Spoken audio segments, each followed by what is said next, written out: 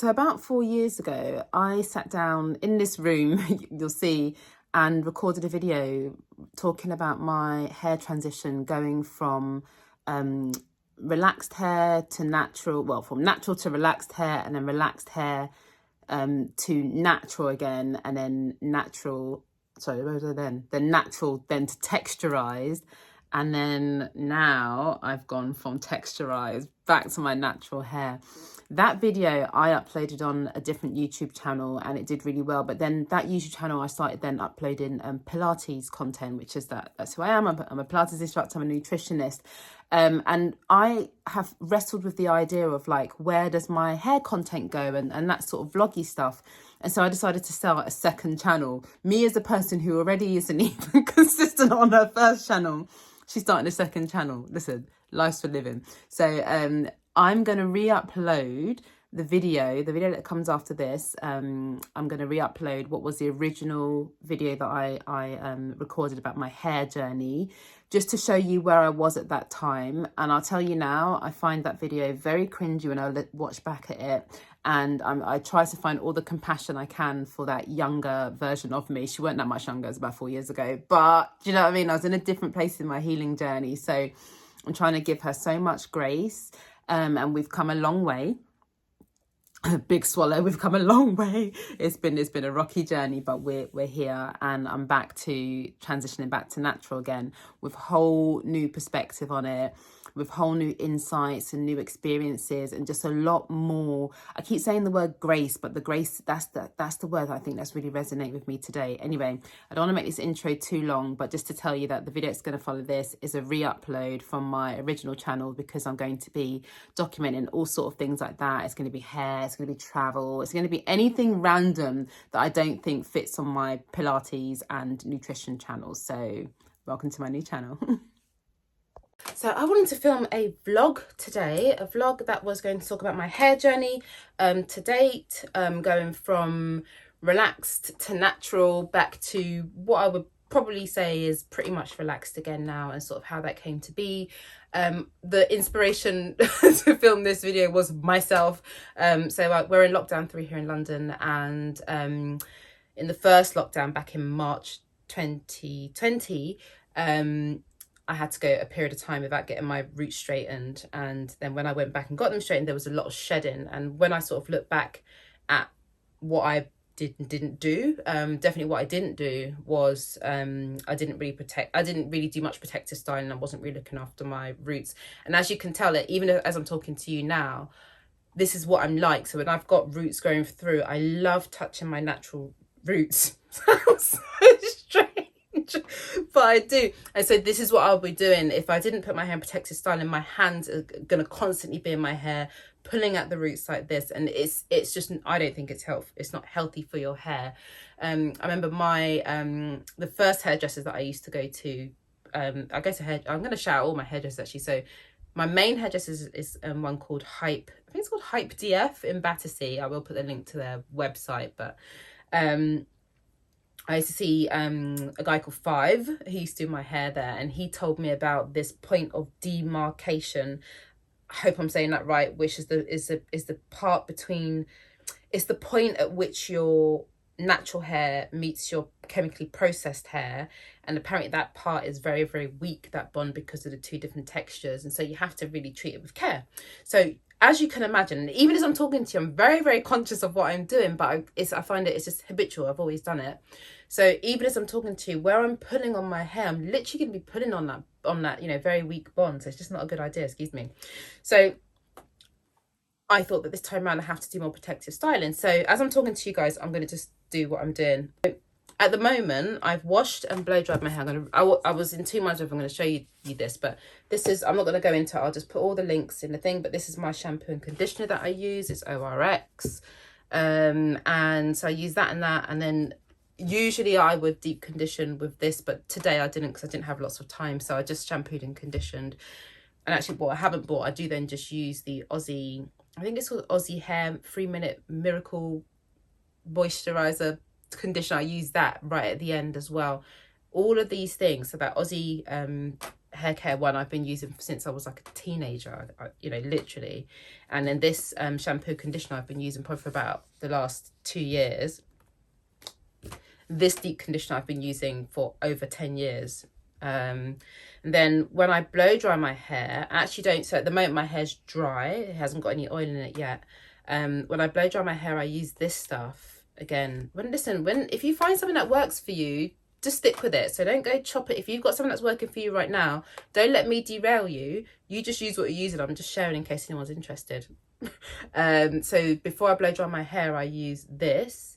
It's by Fantasia, IC Fantasia. It's heat protector and straightening serum. I believe it protects my hair from the heat, because I do blow dry my hair on the highest heat setting. You're not supposed to do that. I do, and I always have done. And so I believe that this is helping protect my hair, because, you know, it's not doing badly, is it? Can me just rate my own hair. If you've got to rate your own hair, you've got to rate your own hair. But one thing I will say that it does for sure is it definitely makes my hair straighter than if I didn't use it, which I don't know when I wouldn't use it, but it definitely, because there's been times I've tried like frizzies, I think. This definitely gets my hair straighter, so it's less effort for me to actually get the hair straight. I don't use any, I don't use flat irons ever. I haven't used flat irons since I was a teenager. 39 now, but I haven't used flat irons since I was a teenager. And as I'm blow drying, so I section my hair and I blow dry it. Maybe I'll film that one day. If anyone's interested, let me know. But as I'm when I've blow dried one bit, then I put this on my scalp. I oil my scalp whilst I'm blow drying. Otherwise, I just won't oil my scalp. So I have to do things, you know, whilst I'm doing my hair, I do my hair. So as I'm blow drying, once that section's dry, I oil my scalp. Then I and I have to keep going. So this is by Cantu. It's tea tree and I think you say jojoba, or it's spelled jojoba, but I'm quite sure it's jojoba hair and scalp oil. I only put it on my scalp. I bought that because there was a time when I was getting just some crazy, like, oh, it was horrible. Like, even makes me feel a bit nauseous thinking about it. Just some crazy dry, flaky patches of scalp. But it wasn't just like your normal, like, dry scalp. It seemed like there was something a bit more, I'm going to say sinister, it's a bit dramatic. But do you know what I mean? I feel like there's something more going on there. And I think it might have been a little bit fungal. So I thought, get something with tea tree in it. And I'm always kind of like dubious as to like how much tea tree is actually going to be in this. But it did the trick. When I say literally, I used it once and that thing has gone and never came back. And I have no idea why it happened. But that hair and scalp oil seemed to solve it. And then what I'm going to do now is I put in my actual moisturizer. So the moisturizer I use in my hair is by ORS. This is the big bottle. You'll see smaller bottles of this in Superdrug and Boots. But again, I've been using this for, I mean, a long time, a long time. So when I first started relaxing my hair, probably not the first time, but in the very early years of me relaxing my hair, I used to use this Relaxer brand, and it used to come with a sachet of this and a sachet of that afterwards as well. So I don't put any oil in my hair when I'm blow drying it. I literally just use this, and I tell you why. Because if you think about how oil heats, and I use high heat on my hairdryer. So you know when you go to like certain hairdressers and they're like blow drying hair, and you can literally see the smoke. I don't know if it's smoke, but I think it's smoke like kind of the hair. It just doesn't. It's not a good look. So I remember it was my mum's cousin. I guess he was my cousin. Who was a hairdresser who said that, and I just stopped using oil in my hair for blow drying ever since. And I put it in afterwards. So quite a hefty amount. Like I say, my hair is dry. It's got nothing in it. And I'm doing protective styling. Probably if I wasn't going to protective style, I wouldn't put as much. In fact, I'm looking at it now and I'm like, really, Keisha? That's a bit much. So I kind of just put it through my hair like this. I've put too much, so I thought I was going to use 2 hands there. So I will say that I am not your, like, I'm no hair expert, but I've had long hair for a long time, and that's such a weird thing to say, but that's true. I've always had long hair, but a lot of that is probably down to genetics. I filmed this video, actually. I'll tell you something. I did film this video earlier in the week. And when I watched it back, I thought, oh, it looks like I'm really rough with my hair. I'm not. I promise you I'm not. It might look like I'm being rough with my hair. I'm really not. So I will just say, be gentle with your hair. And even if it looks like I'm pulling on my hair, I'm definitely not. I've got very, very, very sensitive scalp. Anyway, so I want to tell you about my hair journey. That's why I was doing this. So I'm going to put 4 cane rows into my hair. Or maybe I'm going to do 2 cane rows, actually. In the previous video that I recorded, I did 4 cane rows and it took quite a while. So maybe today I'm just going to try and do 2, because then it'll be a shorter story. The 4 cane rows was good though. So I'm going to put a picture up of how it looked when I took the 4 cane rows out. My hair was so moisturised, and when I shampooed my hair today, it just felt really soft, which was really nice as well. Anyway, so I'm going to put this piece away. I've put my olive oil moisturising lotion in, and then they call it sealing. Anyway, I just follow up with this. Again, it's Aussie, and people must be thinking, like, where's she going with all these white people products? It just works for my hair. So it's Aussie 3 Miracle Oil.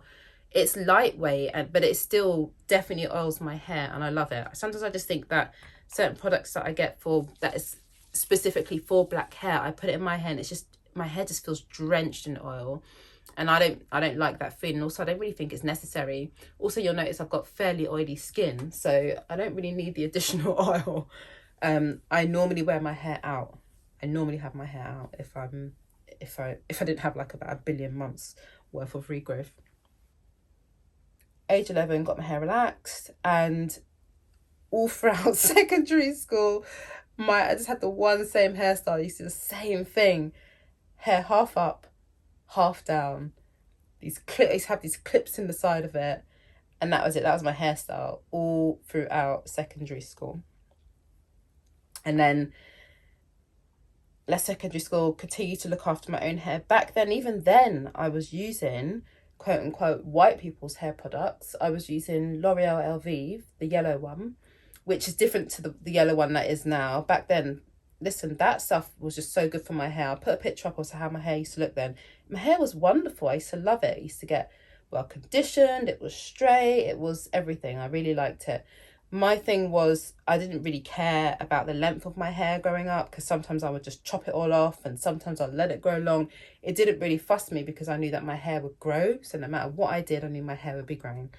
So that was sort of left secondary school, carried on with my relaxed hair for ages and ages and ages. And then when I was 34, 33, 34, say, I was working with a woman called Yimika. Shout out to Yimika. I was working with a woman called Yimika, and Yimika's hair was natural, and she was growing her dreadlocks. And I remember me and my little sister, we always used to say that when we got to 30, I have no idea why we came out with this, but we always said that when we got to 30, that we would locks up our hair. And at this point, I'm like over 30, and I saw Yimika's locks, and I just thought, what greater time to maybe not locks up my hair, but I'm going to at least go natural. So I remember I turned to her and I'm going to put the picture up of the day, literally the day that I made the decision. I said to her, Yimika, I'm gonna stop relaxing my hair. And she was like, what? Are you all right? And I was like, yeah. She's like, your hair, because my hair at that point was long, straight, and it was in good condition. And I always got compliments about my hair. And so for me to like be like, I'm not going to do this anymore, I'm going to have it natural, she was just like, your good hair, like, she's not your good hair. She was just like, are you sure? Like, kind of like, you like, why would you want to keep the hair the way it is? It looks great, type thing. And I was like, no, I want to have it. I'm having natural. I'm done with this relaxer life. So I went natural, but me being me, never doing things by halves, I didn't just go natural. I set up a Facebook group. I had my mum in there, had like friends, family, all in there, with not just Keisha's going natural, we're all going natural together. People had already made it. There was a bit of a movement at that point as well. So I think that's probably why the traction picked up. But I had like some 100 or 200, I can't remember, like it's so long ago. It was in 2014. And so yeah, loads of people in this group going natural, and there's me giving all the advice, like, yeah, I don't think I was really giving advice, but I think I was kind of like giving hair updates anyway, and sort of being like, here's my growth and and sharing articles and things like that, and sharing other YouTube videos. Anyway, so that's 2014, and I went through the whole transition. Oh no, I've done it already. I went through the whole transition. The oil on this side. I went through the whole transition situation. So grew the hair out, started putting it into twists, like kinky twists, and then I don't know if I've oiled this side twice now, but second oiling won't harm anyone. I probably did do both sides. And did the big chops. I did my big chop in, so when 2014 went natural, did my big chop in 2015 at the beginning, and then from there I was putting my hair in like crochet braids and stuff like that, and I just had it all put away for ages until it was long enough for me to at least put it into a ponytail. So then I had my natural hair from 2015 until I think end of 2000, so completely natural, so after the big chop, from 2015 till about 2018, the summer of 2018. So I've got a picture of me with my natural hair in 2018, so I definitely still had natural hair then, because I have a picture of it. And so, oh, this side's gonna be tricky now. And so the decision, the decision to go back to, well, to move away from natural hair, let's say, was just simply because I just didn't have the patience. Oh, look, this is hard, guys. I just didn't have the patience to, I feel uncomfortable, like I feel really awkward talking and get all fidgety. I didn't have the patience to look after my natural hair. And also, it's just, I had to learn all over again. After all these years of knowing what to do with my hair, I had to learn all over again how to look after my hair again. And it just felt so, the hair, when I say it felt so, I mean literally to feel it in my hands, just felt so different. My hair texture was like a 4C, I would say, but very defined curls at the front. No, sorry, it's 4B. How does it go? So I don't remember the stuff now. But at the front, I'll show you the pictures and you could tell me. But the front, there was no curls formed. At the back, there was nice little ringlet curls. It was so cute. But just a nightmare to manage. I really couldn't do it. Like, I didn't have time. At that point, I was studying a business and marketing degree, like part-time, and I was working full-time. I was living, independently. I was actually living with my ex-boyfriend then. And so, you want to spend time with your partner, you want to have to study, I've got to work, there's housework to do as well, all that stuff. So I'm saying all that to say, like, wash day, this concept of having a wash day where I'm going to spend a whole day to wash my hair. Sorry, my voice got dry.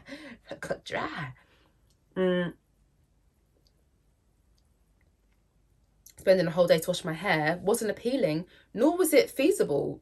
It wasn't something I wanted to do, nor was it, I genuinely didn't feel like I had the time to do it, probably because I didn't want to do it as well. That, and the other point was, like, it just took so much maintenance. My hair was very curly, and so if I didn't detangle it often enough, I had to do lots of co-washing just to keep the curls from just knotting up on themselves and getting quite locked up. And when I say it makes it sound like my hair was all dry, it wasn't. It was just that curly. It would just sometimes, I wouldn't even know, but I'll try and run my hand to it and there'd be like a whole knot going on. If I didn't do that often enough, I could be just growing dreadlocks back there. It's just like exaggeration. But so, and it was really painful for my scalp. Like, I sound like such a wuss right now, but my scalp just hurt. I couldn't, with all the manipulation I had to do with my hair, just to simply wash and have it dry. Didn't used to blow dry it. Most part used to let it just dry naturally. My scalp was just like, oh, this is so painful. And I've always been that way. Even when I was like a kid getting my hair came red, I was that child that was always like, oh, this is hurting, this is so tight. Like, I can't hack that tension, that feeling of tension on the scalp, right? Anyway, so I was like, I'm not doing this anymore. So the original idea was just that the curls were too hard to manage, but at the same time, I loved having this texture in my hair. So I thought, I know, I'll texturize my hair. So 2018 made the decision to texturize my hair just to take out some of the, well, texture, hence the name. And then it was okay, but what was happening the first time round I got it done was it was even worse. No, it wasn't worse. It was easier to manage because that meant I could just, it was easy for me to like manage my hair.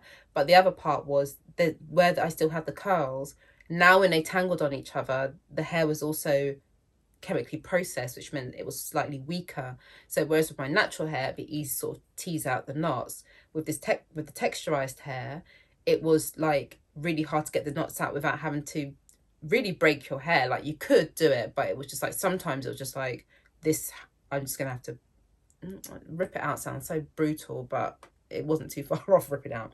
Like you try and tease out as much as you can and you just stuck where you just got this one knot. I'm just like, right. So just really, really rough. So I went back a second time. So this was a different hairdresser now. This was Errol Douglas in Knightsbridge. I know it's fairly expensive, but to just get the texturizer done wasn't so expensive. So between the hairdressers in Battersea and this hairdressers in Knightsbridge, just to get the texturizer done in Knightsbridge cost the same as it would for me to get a texturizer and a wash. And a blow. I have to wash it and a blow dry in Battersea. So what was expensive in Knightsbridge is that if I wanted them to blow dry my hair, I'm going to come back to that in a second. So I went back to the hairdressers. I was just like, I like the texture, but it's really knotting up on itself. And I was doing all the conditioning and looking after it and stuff like that. And so I was like, can I make it a little bit looser? And she did. And then I was happy with it for ages. And that's how I had it. I had it. So can you imagine what my poor hair had to go through? Like 2 texturizers, 2 run-throughs. So I went through once. I think I had it for like 3 months or something. And then the next time I had it done again, I was like, run it through again. And then it took out more of the curl. And it was just this really nice texture. It meant that when I washed my hair, it still had some curl to it, which meant that when I blow dried it straight, it just still had texture. Years I was happy with my hair. And then lockdown hit in March of last year. And I had to go ages without going to the hairdressers because they shut and I didn't get myself in there early enough, so they shut. And I just had to like I say, I didn't do enough to protect my hair in that time. And then and then when I finally got into the hairdressers, so we went to lockdown March, got to the hairdressers in July. I went to the one in Knightsbridge because the one in Battersea, where I had been mostly getting my hair done, to be fair, so just to sort of set the tone as to what happened when I went back to Knightsbridge, because I don't know, when the lockdown lifted, I was trying to go back to my Battersea hairdressers, but I couldn't get a hold of them. So I was thinking, oh, maybe they've not opened up again. So I was able to get my hairdresser appointment at Errol Douglas in Knightsbridge. So I was just like, cool, I'll go there and get my hair done there. Book the hair appointment in, and then I get a text message to say that they put their prices up. And I was thinking, all right, well, how much more could they put the prices up, really? So just to put it into context, I think normally I was paying like 80 or 90 quid. It's expensive. It's not normal prices, but I wanted to make sure my hair was looked after. So I was paying 80, 90 quid to get my hair texturized, and then they put their prices up. Now, here's the mistake I made. When I went back in July last year, I went back and I booked in not just a texturizer, and I said a blow dry after. So it was texturizer and finish, right? So then when I went upstairs to go and pay now, well, first of all, sorry, because I actually then edited out the payment story. So what happened is I went upstairs to go and pay, and it came up to, I can't remember exactly how much, it was over £200. I was used to paying around 95. And I was like, oh, that the prices have gone up, and they felt sorry for me, and they just charged me at the old price, which, to be fair, wasn't that much cheaper than over the 200 quid that it was. But the mistake I made was I booked in the blow dry, and normally I wouldn't, so that's why it was really expensive that time around. I hadn't really realised I had to add that bit back in.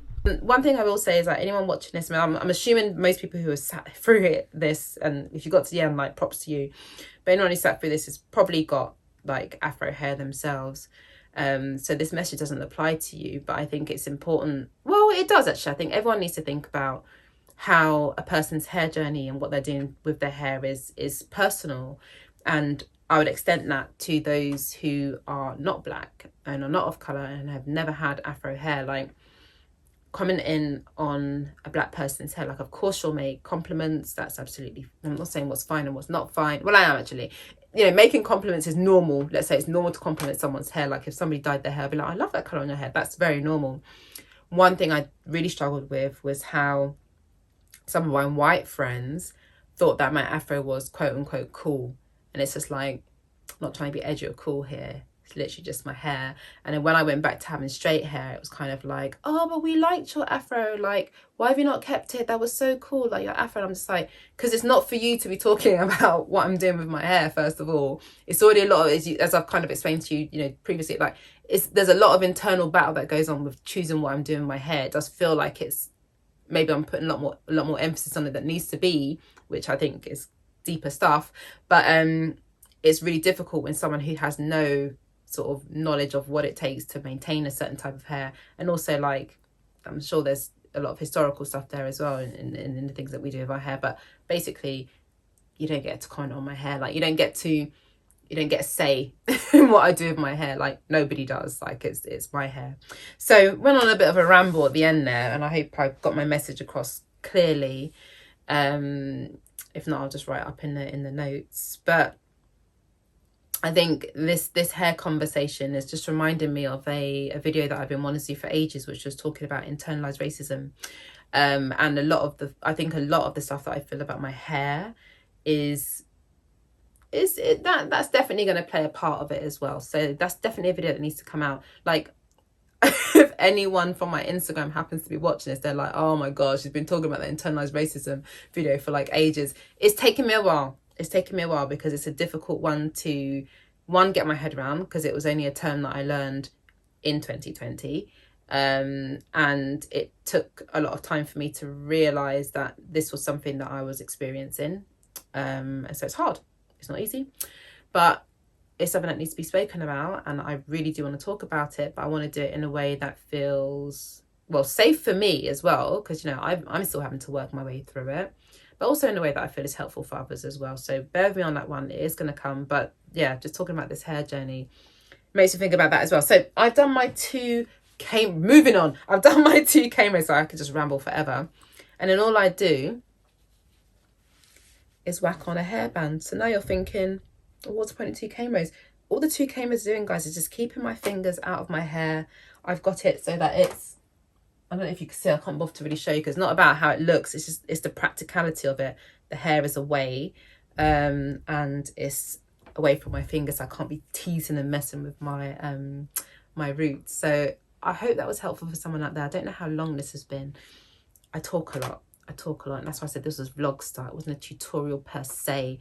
I'm not going to edit it too much, but there are going to be some photos. Stay tuned. So just finished editing that video. I've kind of spliced it all together. It's a bit of a long one. Hopefully people got through it, but the main reason why I wanted to upload this onto this channel is because I wanted to have more of these sort of vlog style videos here. And I wanted to, do an update on, as you saw earlier, I have since did my second Big Chop 2.0, and I've currently got extensions in, which I did all by myself as well. So there's going to be an update coming, a part 2, I suppose, of my natural hair journey, or my hair journey. So I look forward to sharing that with you. But yeah, in the meantime, I will see you soon. Take care.